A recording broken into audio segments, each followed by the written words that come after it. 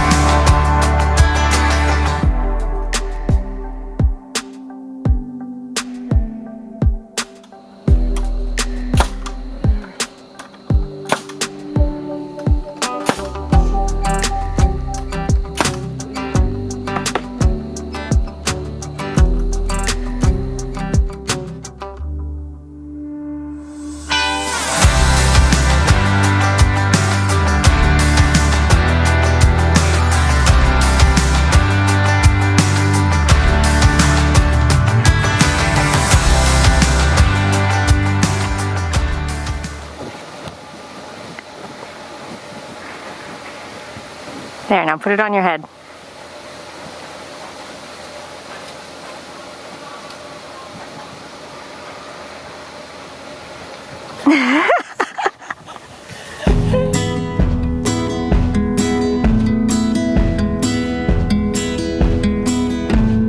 When the morning's standing at your door,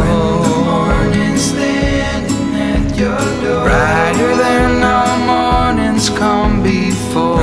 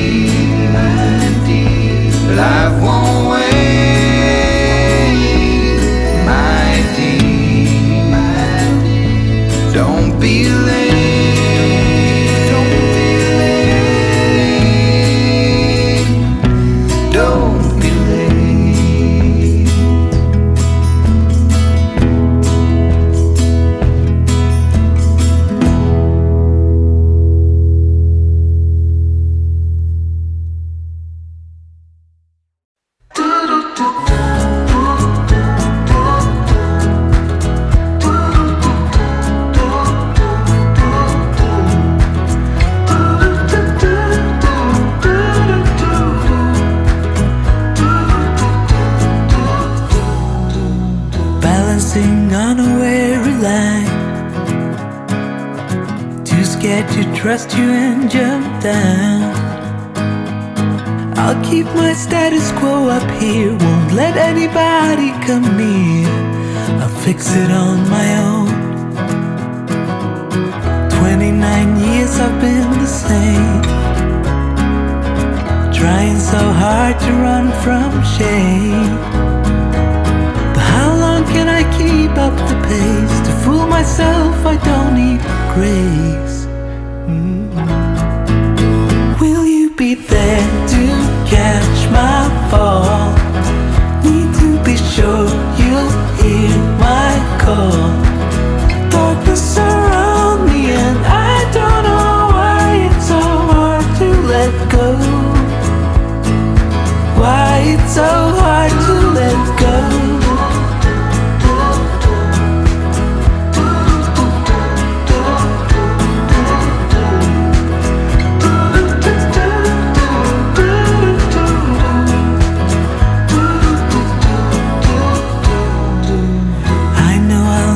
Down the line, you'll ask why I wasted my time, and I'll say I didn't know better. But the truth is I was weak and scared, afraid of the blame. 29 years I've been the same, trying so hard to run from shame. I will not keep up the pace. To fool myself I don't need grace. Will you be there to catch my fall? Need to be sure you'll hear my call. Darkness around me and I don't know why it's so hard to let go. Why it's so hard. Will you be there to catch my fall? Need to be sure you'll hear my call. Darkness around me and I don't know why it's so hard to let go. Why it's so hard to let go. Yeah, hard to let go. Hard to let go.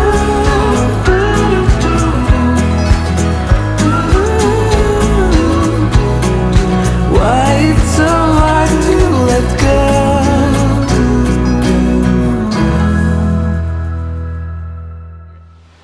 Howdy folks, I just want to give you a quick update on just our progress here with the rack.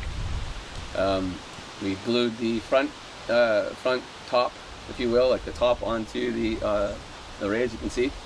Then what I did is, and I'm not typically good at this, I spent a lot of time winging, and those of you who watched a lot of our videos can see sometimes that winging gets you into trouble that you then have to do extra work and consideration to get out of.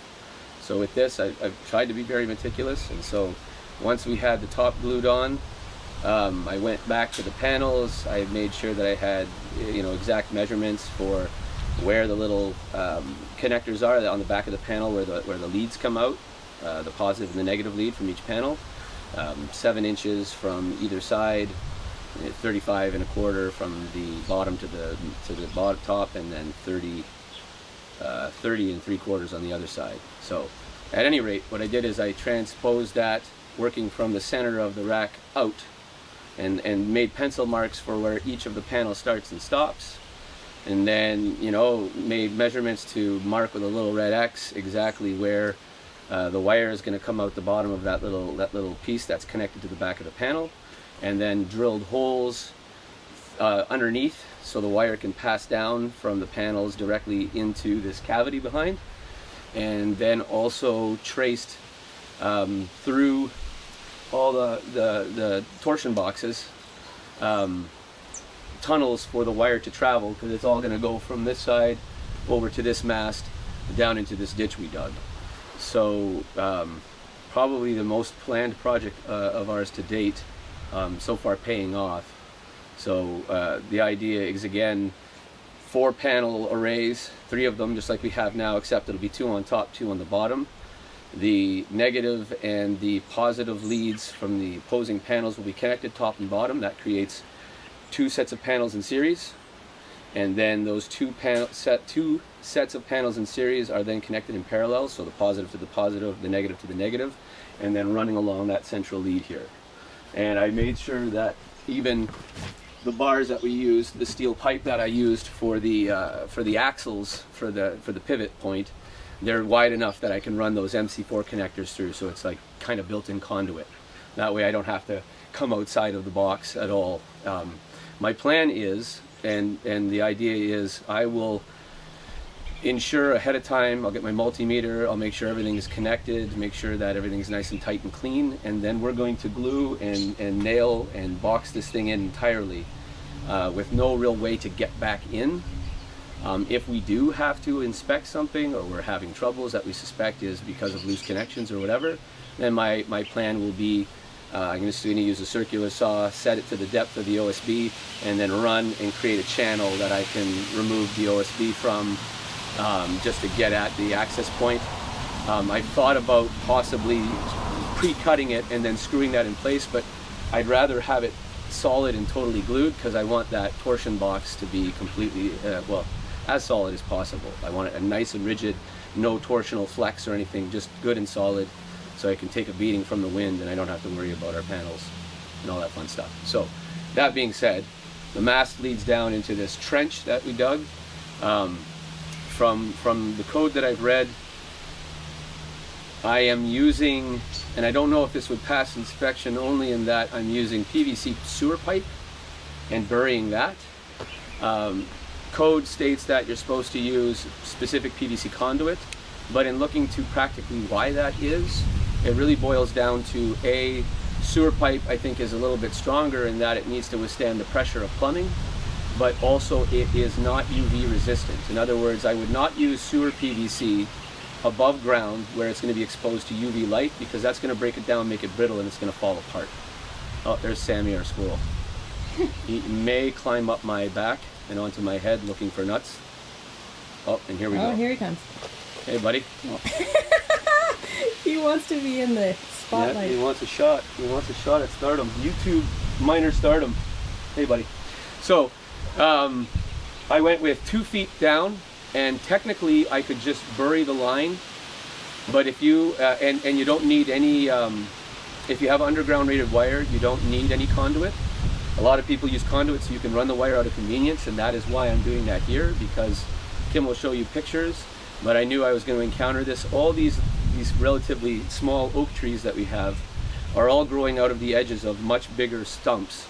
At some point, I think we mentioned this in previous videos, there used to be a stand of oaks running along the edge of the house here where we have our box, and they were all lopped down by Hydra 1, and then new shoots shot up around the stump and regrew. But you have this very old root network, and it was a bit of a nightmare. I didn't want to just get the backhoe and trench right through and kill all the roots and stuff, because even if those are old roots and they're not still supporting the existing trees, which I think they probably are, it would probably heavily compromise the stability of these trees to cut out their base, their foundation.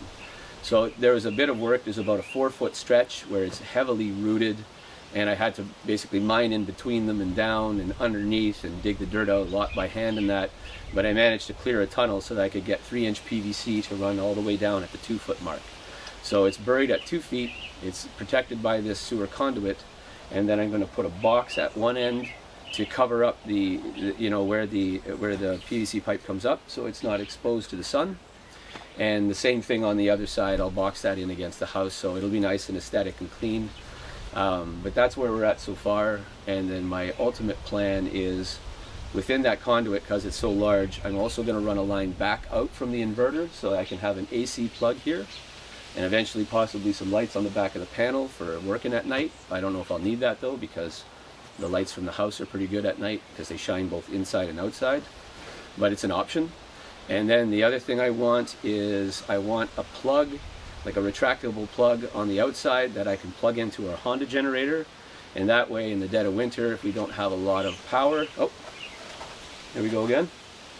Hey buddy, what's up? I don't have anything for you right now. I don't have anything for you. I love this guy. He's ridiculous.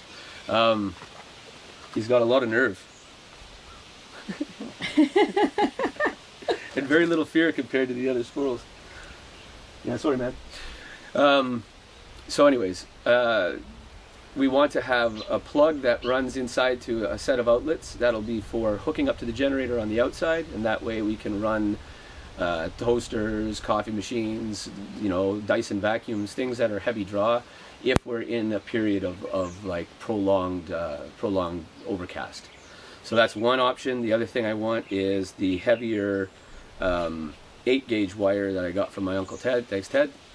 I'm going to hook that up to a heavy-duty plug that will be used to bring 30 amps in from my bigger generator, and that will be to charge the batteries if necessary. Oh, there's another one. We're going to have a fight.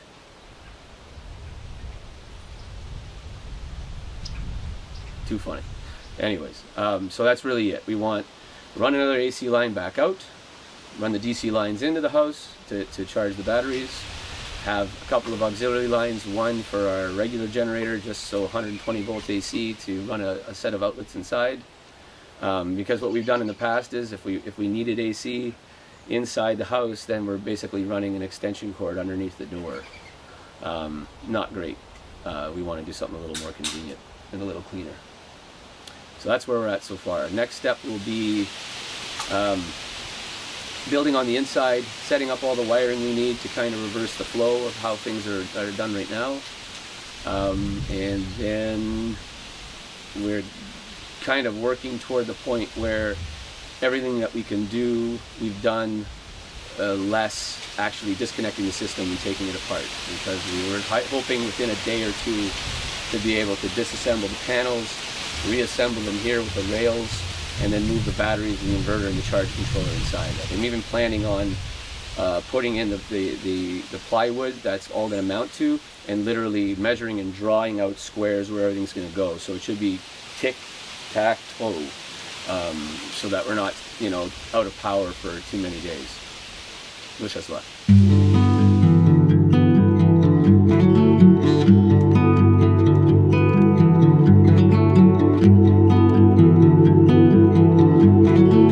The weather is finally starting to feel more like fall. It's getting chillier and the geese are starting their practice runs more regularly.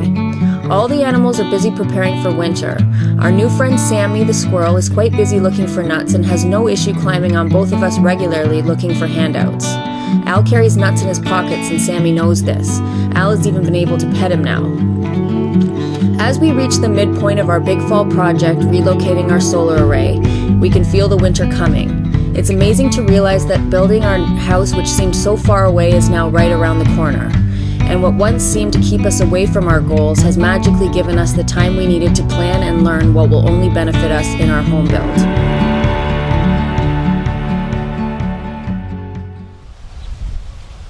Are you waiting for Al to come back? So he can give you some nuts.